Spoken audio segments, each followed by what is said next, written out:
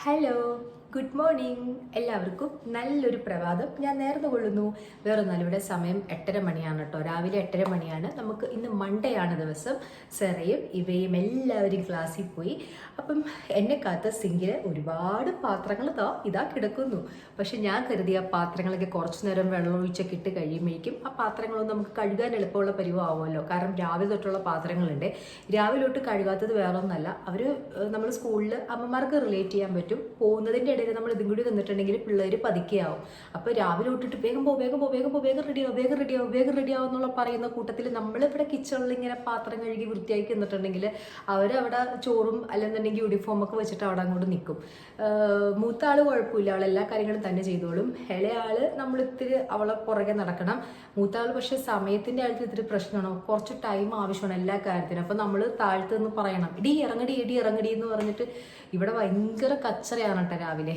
എൻ്റെ പൊന്നോ, ഇവിടുത്തെ രാവിലത്തെ ഒച്ചയും കണ്ടിട്ടുണ്ടെങ്കിൽ തോന്നുന്നു ഇവിടെ 10 പിള്ളേരുണ്ടെന്ന് തോന്നും. 2 പിള്ളേരെ വിടാൻ വേണ്ടിയിട്ടാണ് ഞാൻ ഇത്ര അധികം ഒച്ചയും ബഹളമൊക്കെ എടുക്കുന്നത് കേട്ടോ. അപ്പം ഞാനപ്പോൾ കരുതി എന്തായാലും കുറച്ച് നേരത്തെ ഒരു ഗ്യാപ്പ് ഉണ്ടല്ലോ. അപ്പം ഞാൻ അന്ന് നമ്മളുടെ ബ്ലഡ് ടെസ്റ്റിൻ്റെ പറഞ്ഞു കഴിഞ്ഞപ്പോൾ ഞാൻ പറഞ്ഞായിരുന്നു നമ്മളുടെ വൈറ്റമിൻ ടെസ്റ്റിൻ്റെ ടോപ്പിക് ഒരെണ്ണം ഞാൻ ചെയ്യാമെന്ന് പറഞ്ഞായിരുന്നു. ഇതൊക്കെ ഞാൻ ചെയ്യുന്ന കാര്യങ്ങളൊക്കെ ഉണ്ടല്ലോ നമ്മുടെ ലൈഫിൽ നമ്മളിങ്ങനെ നടന്നു വന്നിരുന്ന പാതകളാണ് കേട്ടോ. അല്ലാതെ വേറെ നമ്മളെന്താ പറയുന്നത് ഒരുപാട് വായനയോ അങ്ങനെയോ ഒന്നുമല്ല കേട്ടോ. നമുക്കറിയാം, നമുക്ക് ചെയ്തിട്ടുള്ള കാര്യങ്ങൾ, നമ്മൾ എക്സ്പീരിയൻസ് ചെയ്തിട്ടുള്ള കാര്യങ്ങൾ, അത്രയേ ഉള്ളൂ. അപ്പം ഞാൻ ഡയറക്റ്റായിട്ട് കാര്യത്തിലോട്ട് പോവാം.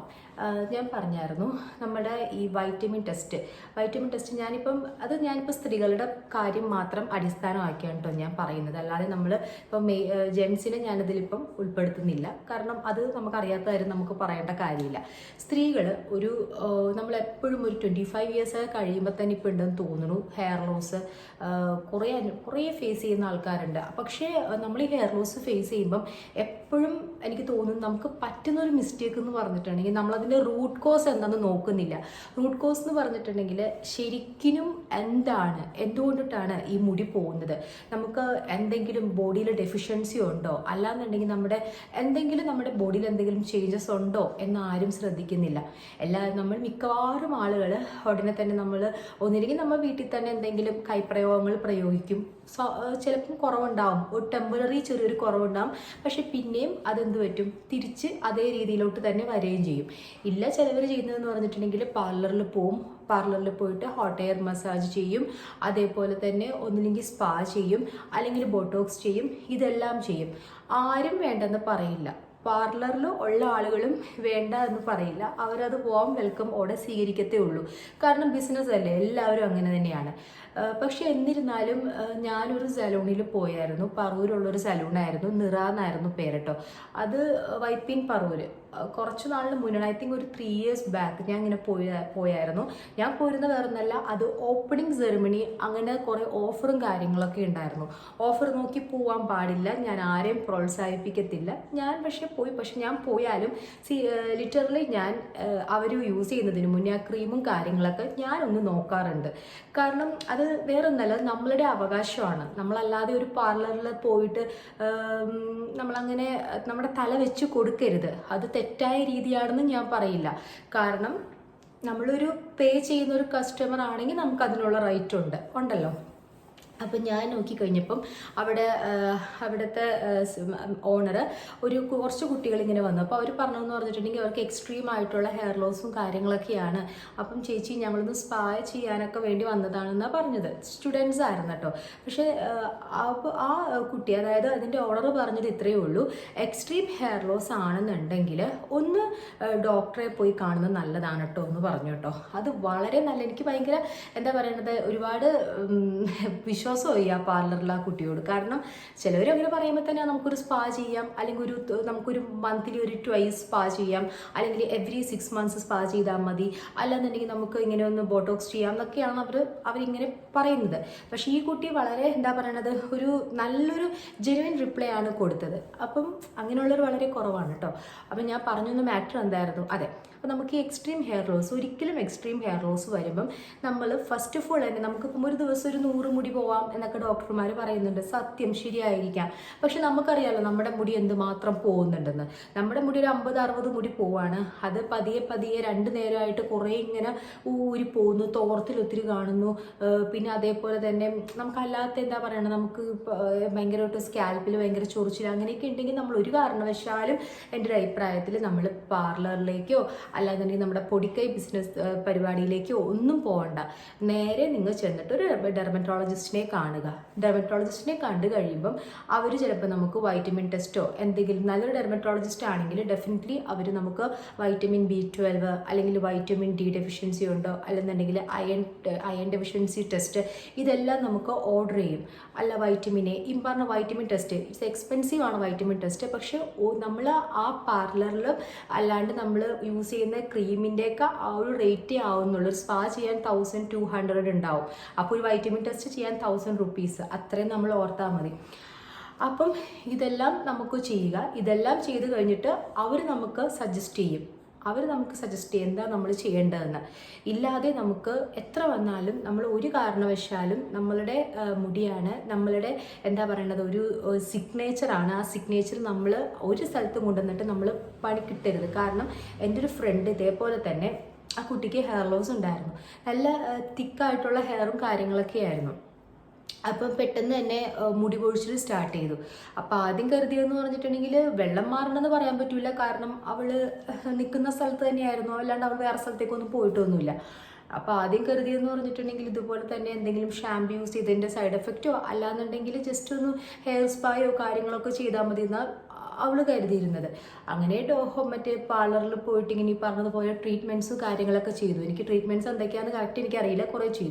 കുറേ ചെയ്തിട്ട് അവർക്ക് വന്ന റിസൾട്ട് എന്ന് പറഞ്ഞിട്ടുണ്ടെങ്കിൽ അലോപേഷ്യ പോലെ വട്ടത്തിൽ അങ്ങോട്ട് മുടി പോലാണ് ഉണ്ടായത്. സംഭവം ആ കുട്ടിക്ക് വന്ന പ്രശ്നം എന്ന് പറഞ്ഞിട്ടുണ്ടെങ്കിൽ എന്താ പറയുന്നത്, വൈറ്റമിൻ ഡെഫിഷ്യൻസി ആയിരുന്നു അവൾക്ക് വന്ന പ്രശ്നം എന്ന് പറഞ്ഞിട്ടുണ്ടെങ്കിൽ. അതിൻ്റെ ഒപ്പം തന്നെ ചില ഹോർമോണൽ ഇംബാലൻസും വന്നു. അപ്പോൾ അതായിരുന്നു ആ കുട്ടിക്ക് പ്രശ്നമായത്. പിന്നെ ആ മുടി തിരിച്ചു വരാനൊക്കെ ഒരുപാട് സമയം എടുത്തു. PRP ചെയ്തു. പിന്നെ അതായത് എന്താ പറയുന്നത്, ഒരുപാട് കാശ് ചിലവ് വന്നു. പക്ഷെ അത് ജസ്റ്റ് ആ വൈറ്റമിൻ ടെസ്റ്റ് ചെയ്തിട്ട് ആ ഡെഫിഷ്യൻസി ക്ലിയർ ചെയ്യുവാണെന്നുണ്ടെങ്കിൽ ആ വേണ്ടിയ വൈറ്റമിൻ അത് ടാബ്ലറ്റ്സ് എടുക്കുക. അതേപോലെ തന്നെ അവർ പറയുന്ന ആ ഒരു ഹെയർ കെയർ റുട്ടീൻ, അതായത് ഡെർമറ്റോളജിസ്റ്റ് പറയുന്ന ഹെയർ കെയർ റുട്ടീൻ ചെയ്തിട്ടുണ്ടെങ്കിൽ മാറാവുന്ന പ്രശ്നമേ ഉണ്ടായിരുന്നുള്ളൂ.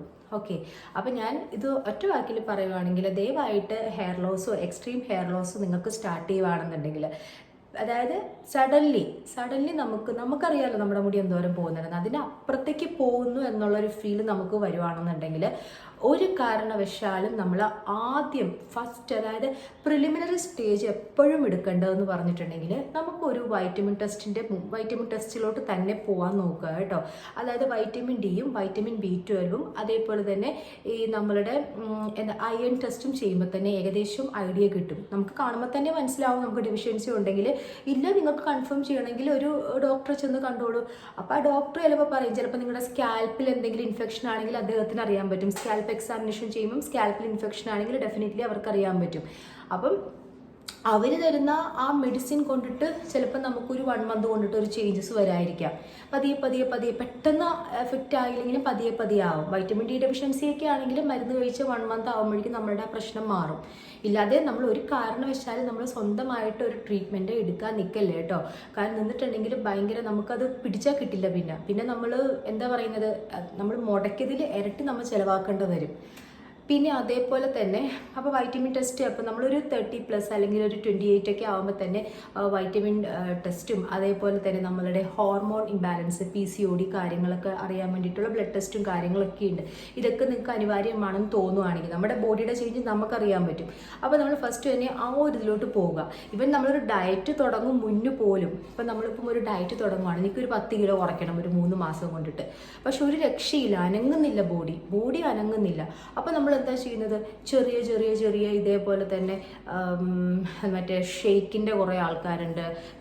ഞാൻ പേരെടുത്ത് പറയാം, ഹെർബ ലൈഫ്, അതേപോലെ തന്നെ ഹെൽത്ത് കാർട്ട്, ഇങ്ങനെ കുറേ ആൾക്കാരുണ്ട്. അവരുടെ പുറകെ പോവും. അവരാണെന്നുണ്ടെങ്കിലൊക്കെ ഡോക്ടർമാരായിട്ടുണ്ടാവും, ഒന്നും അറിയാൻ പറ്റത്തില്ല. അവർക്കെന്ന് പറഞ്ഞിട്ടുണ്ടെങ്കിൽ ഇത്രം ഒരു ഇത് വിൽക്കണം, ഇത്രം ഒരു സെയിൽ അവർക്ക് നടന്നിരിക്കണം. അതിൻ്റെ ഏജൻസ് ഒരുപാടുണ്ടാവും. പുറകെ കൂടിയാൽ പിന്നെ അവർ നമ്മൾ വിടത്തൂല. എക്സ്പെൻസീവ് എന്ന് പറഞ്ഞിട്ടുണ്ടെങ്കിൽ എനിക്കറിയാവുന്ന ഒരുപാട് പേരെടുത്തിട്ടുണ്ട്, ഒരു പ്രയോജനം ഉണ്ടായിട്ടില്ല. ഒരു കാരണവശാലും എനിക്ക് തോന്നുന്നില്ല അത് പെട്ടെന്ന് ചിലപ്പോൾ നമുക്കൊന്ന് കുറയുമായിരിക്കാം. പിന്നെയും അത് നമ്മുടെ ഇതിലോട്ട് വരും. നമ്മൾ നോർമൽ ഫുഡ്, നമുക്ക് ജീവിതകാലം മൊത്തം ഈ ഷേക്കും ഈ ടീ എടുത്ത് നിൽക്കാൻ പറ്റുമോ? ഇല്ല. അപ്പം നമ്മൾ എന്താ ചെയ്യേണ്ടത്, നമ്മുടെ ബോഡി കുറയ്ക്കണമെന്നുണ്ടെങ്കിൽ അത് സയൻറ്റിഫിക് ആയിട്ടുള്ള വെയിറ്റ് തന്നെ കുറയ്ക്കുക എന്നതാണ് എൻ്റെ ഒരു അഭിപ്രായം. പതിയെ കുറഞ്ഞാൽ മതി, ഒരു 3-4 മാസം എടുത്ത് കുറഞ്ഞാൽ മതി. പക്ഷെ അത് നമ്മൾ ഫുഡ് ഒന്ന് കൺട്രോൾ ചെയ്യുക. എന്നാലും പറഞ്ഞ് ഫുഡിൽ ആവശ്യമുള്ള വൈറ്റമിൻസും അതേപോലെ തന്നെ നമുക്ക് വേണ്ട പ്രോട്ടീൻസും അതേപോലെ തന്നെ കാർബ് കുറച്ചിട്ട് ഫൈബേഴ്സും പ്രോട്ടീൻസും വൈറ്റമിൻസും എല്ലാം നമ്മൾ ശ്രദ്ധിച്ച് തന്നെ നമ്മൾ കഴിക്കണം. അത് ഇല്ലാന്നുണ്ടെങ്കിൽ നമുക്കിത് ഓപ്പോസിറ്റായിട്ട് വരുന്ന നമ്മുടെ മുടിയും അതേപോലെ തന്നെ നമ്മുടെ സ്കിന്നിലൊക്കെ ആയിരിക്കാം. ഞാൻ എൻ്റെ ഒരു പണ്ടത്തെ ഒരു വ്ളോഗിൽ പറഞ്ഞിട്ടുണ്ട്, അത് എടുത്ത് നോക്കി അറിയാൻ പറ്റും. എൻ്റെ ഒരു വണ്ണം കുറച്ച കഥ. പൊട്ട ഡയറ്റായിരുന്നു. ആ ഡയറ്റിൻ്റെ ഫലമായിട്ട് വേണ്ട ഫ്രണ്ടിലെ ഈ മുടി ഇങ്ങനെ പോയി. അതിനുശേഷം ആ മുടി എനിക്ക് പ്രോപ്പറായിട്ട് വന്നിട്ടില്ല എന്ന് വേണം പറയാൻ. അപ്പം അതുകൊണ്ടിട്ട് ചിലതൊക്കെ നമുക്ക് തരുന്ന എഫക്റ്റ് എന്ന് പറഞ്ഞിട്ടുണ്ടെങ്കിൽ നമ്മളെ അങ്ങോട്ട് വല്ലാണ്ടാക്കി കളയും. പക്ഷേ ഇതിപ്പോൾ വേണമെങ്കിലൊക്കെ നമുക്ക് ഹൈ എക്സ്പെൻസീവ് ട്രീറ്റ്മെൻ്റ് ഒക്കെ ചെയ്തൊക്കെ നമുക്ക് തിരിച്ചു വരുത്താം. പക്ഷേ വേണ്ട, ഞാൻ ചെയ്യുന്നില്ല, ഇനിയിപ്പോൾ അതിൻ്റെ ആവശ്യമൊന്നുമില്ല. ഇപ്പം തന്നെ വയസ്സ് 36 ഇനിയിപ്പം അങ്ങനെ ചെയ്തിട്ട് നമുക്ക് കാശ് കളയാനുള്ളത് നമ്മുടെ കയ്യിൽ ഇല്ലതാനും നമ്മൾ ചെയ്യാൻ ആഗ്രഹിക്കുന്നില്ല താനും. അപ്പം ഇതാണ് ഞാൻ പറയുന്നത്, നമ്മൾ വളരെയധികം ചില കാര്യങ്ങൾ നമ്മൾ സൂക്ഷിച്ചാൽ ദുഃഖിക്കേണ്ട എന്ന് പറയുന്ന പോലെ നമ്മൾ ചില കാര്യങ്ങളും ശ്രദ്ധിക്കുക. ഇങ്ങനെ ഈ നമ്മൾ വണ്ണം കുറയ്ക്കുമ്പോഴാണെന്നുണ്ടെങ്കിലും അതിന് മുന്നും ചിലരുടെ വണ്ണം പെട്ടെന്ന് കുറയില്ല. എനിക്ക് തോന്നുന്നു ഒരു 2 വീക്സോളം ചിലപ്പോൾ നമ്മുടെ ബോഡിയുടെ വെയിറ്റ് പെട്ടെന്ന് കുറയില്ല. അത് അങ്ങനെയാണത്, മനസ്സിലായില്ലേ? വെയിറ്റ് ലോസ് പ്ലേറ്റ് എന്ന് പറഞ്ഞിട്ടുള്ള ഒരു സംഭവം ഒന്നില്ലെങ്കിൽ സ്റ്റാർട്ടിങ്ങിൽ ഉണ്ടാവും, അല്ലെങ്കിൽ മിഡിലിൽ വരും. ഒരു 5 കിലോ കുറഞ്ഞാൽ പിന്നെ അത് നമ്മുടെ വെയിറ്റ് അനങ്ങത്തില്ല. അത് സ്വാഭാവികമാണ്, അത് വലിയ കാര്യമൊന്നുമല്ല. പക്ഷേ നിങ്ങൾ എത്രയൊക്കെ കഠിനാധ്വാനം ചെയ്തിട്ടും എത്രയൊക്കെ ഫുഡൊന്ന് കൺട്രോൾ ചെയ്തിട്ടും നിങ്ങളുടെ ബോഡി വെയിറ്റ് കുറയുന്നില്ല എന്നുണ്ടെങ്കിൽ നിങ്ങളൊരു തൈറോയിഡിൻ്റെ ടെസ്റ്റ് നോക്കൂ, PCOD ടെസ്റ്റ് നോക്കൂ, പിന്നെ വേറെ ഈ പറഞ്ഞതുപോലെ നമ്മുടെ LFT ലിവർ ഫംഗ്ഷൻ ടെസ്റ്റ് നോക്കൂ. അതിലൊക്കെ എന്തെങ്കിലും ചെറിയ വ്യതിയാനം ഉണ്ടെങ്കിൽ ഇത് സംഭവിക്കാം. ചിലപ്പോൾ മൈന്യൂട്ടായിട്ട് ചിലപ്പോൾ തൈറോയിഡിൻ്റെ എന്തെങ്കിലും ഹൈപ്പോ തൈറോയിഡിസത്തിൻ്റെ ഇഷ്യൂ ഉണ്ടാകാം. അപ്പോൾ അത് കഴിഞ്ഞിട്ട് നിങ്ങൾ വെയിറ്റ് ലോസ് ജേർണി നിങ്ങൾ തുടങ്ങും, അത്രയേ ഉള്ളൂ. ഇല്ലാതെ നിങ്ങൾ ഒരു കാരണവശാലും ഇപ്പം എൻ്റെ വെയിറ്റ് കുറയുന്നില്ല എന്ന് പറഞ്ഞിട്ട് അറിയാത്ത ആളുകളുടെ ചെടുത്ത് നിന്ന് പെടരുത്. അവർ നമ്മളാരെയും വിടത്തില്ല.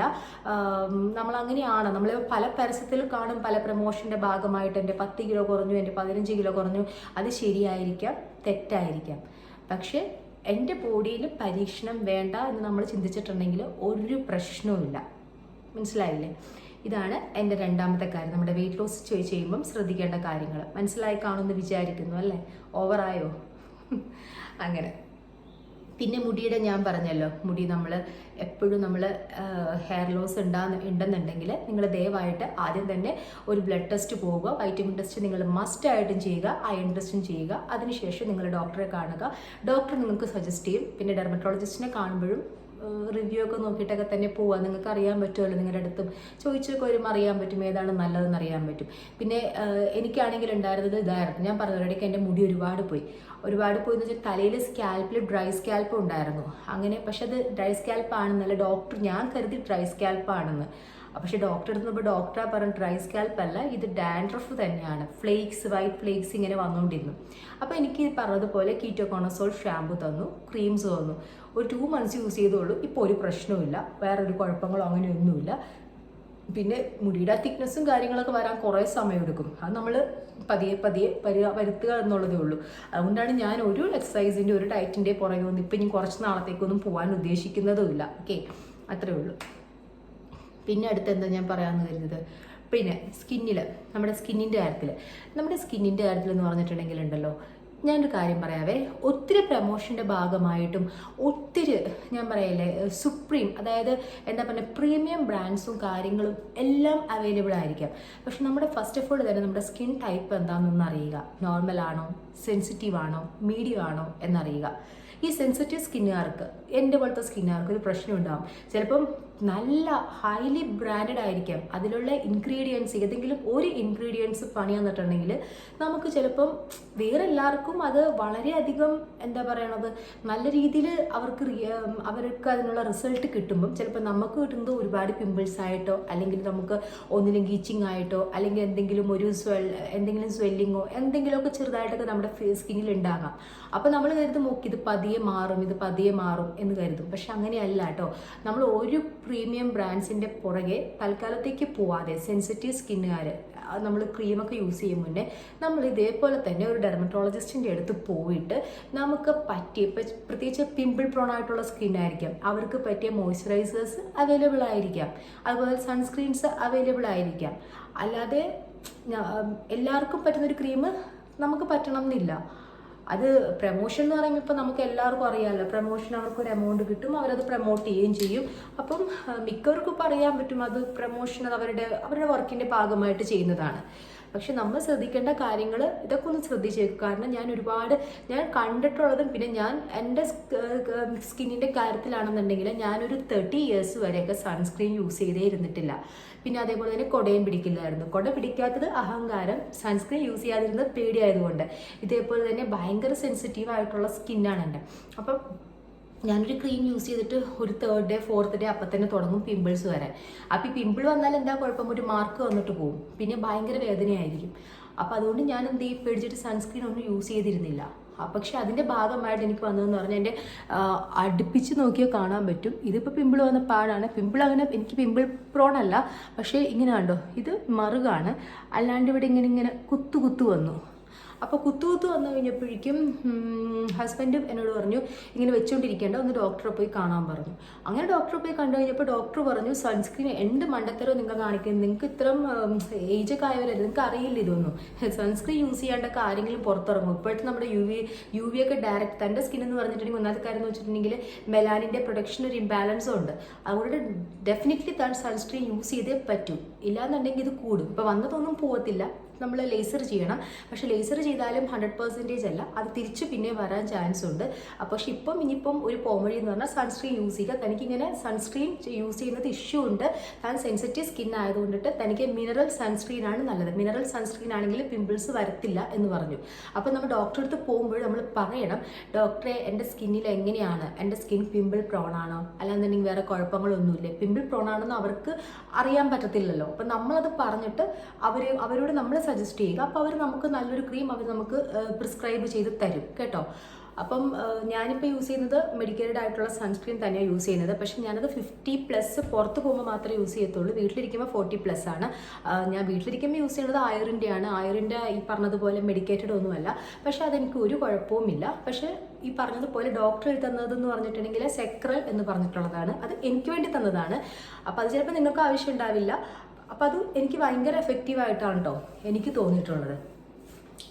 എനിക്കിങ്ങനെ പിമ്പിൾസും കാര്യങ്ങളൊക്കെ സൺസ്ക്രീൻ ഇടുന്നോണ്ടുള്ള പിമ്പിൾസും കാര്യങ്ങളൊന്നും എനിക്ക് ഉണ്ടായിട്ടില്ല. പക്ഷെ എനിക്കിങ്ങനെ ഓയിലി ഫുഡ് കഴിക്കുമ്പോഴൊന്നും പിമ്പിൾസ് അങ്ങനെ വരത്തില്ല കേട്ടോ. അങ്ങനെ പിമ്പിൾ പ്രോൺ ആയിട്ടുള്ള ഒരു ഇന്ന ഫുഡ് കഴിച്ചിട്ടുണ്ടെങ്കിൽ പിമ്പിൾ വരും അങ്ങനത്തെ ഉള്ളൊരു പ്രശ്നം എനിക്കില്ല. എനിക്ക് ക്രീംസ് യൂസ് ചെയ്താലാണ് വരുന്നത് പിമ്പിൾ.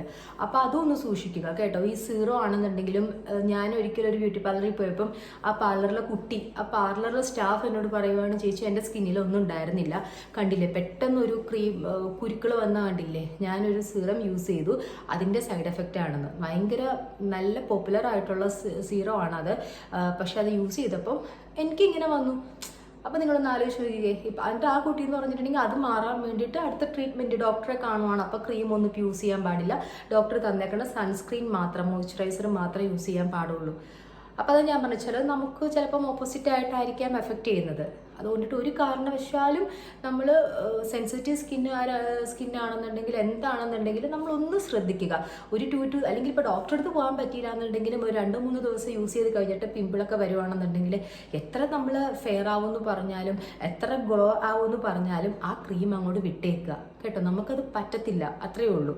ഒരു കാരണവശാലും നമ്മൾ സ്കിന്നിൻ്റെ കാര്യത്തിലൊക്കെ ഒരു റിസ്ക് എടുക്കാതിരിക്കുക. ചലഞ്ചല്ല, റിസ്ക് എടുക്കാതിരിക്കുക. ഓക്കെ. അപ്പോൾ എൻ്റെ ഫ്രെക്കിൾസ് ഞാനൊന്നും ചെയ്തിട്ടില്ല. ഇപ്പം ഹസ്ബൻഡ് പറഞ്ഞു വേണമെന്നുണ്ടെങ്കിൽ അത് ലേസർ ചെയ്യാൻ പറഞ്ഞു. പക്ഷെ എന്തിനാ ലേസർ ചെയ്യണേ? ലേസർ ചെയ്താലും ഞാനിങ്ങനെ അടങ്ങിയിരിക്കാത്ത ടൈപ്പാണ്. ഞാൻ പുറത്തോട്ടൊക്കെ ഇറങ്ങി പോവും, ഞാൻ അങ്ങനെ കുട ചിലപ്പോൾ യൂസ് ചെയ്യത്തൂല, പിന്നെ അത് വരും, പിന്നെ അതിൻ്റെ ആവശ്യമില്ലല്ലോ, അപ്പം അതങ്ങനെ അവിടെ ഇരുന്നോട്ടെ എന്ന് കരുതി. അപ്പം അതുകൊണ്ടിട്ടാണ്. അപ്പം ചില കാര്യങ്ങൾ നമ്മൾ ശ്രദ്ധിച്ചിട്ടുണ്ടെങ്കിൽ ദുഃഖിക്കേണ്ട ആവശ്യമില്ല. അപ്പം അതാണ് ഇന്നത്തെ ഒരു ടോക്കിൽ ഞാൻ പറയാമെന്ന് കരുതിയത്. ഏകദേശം നിങ്ങൾക്ക് മനസ്സിലായി എന്ന് കരുതുന്നു. ഞാനിനി കൂടുതൽ വളവള പറഞ്ഞിട്ട് ബോറാക്കുന്നില്ല. അപ്പം എനിക്കിന്നിപ്പം കുറച്ച് കാര്യങ്ങൾക്കൊക്കെ പോകാനുണ്ട്. KSEBയിലൊക്കെ ഒന്ന് പോകണം. അപ്പം അത്രയൊക്കെ ഉള്ളൂ. അപ്പം have a great day. Bye bye, see you, love U.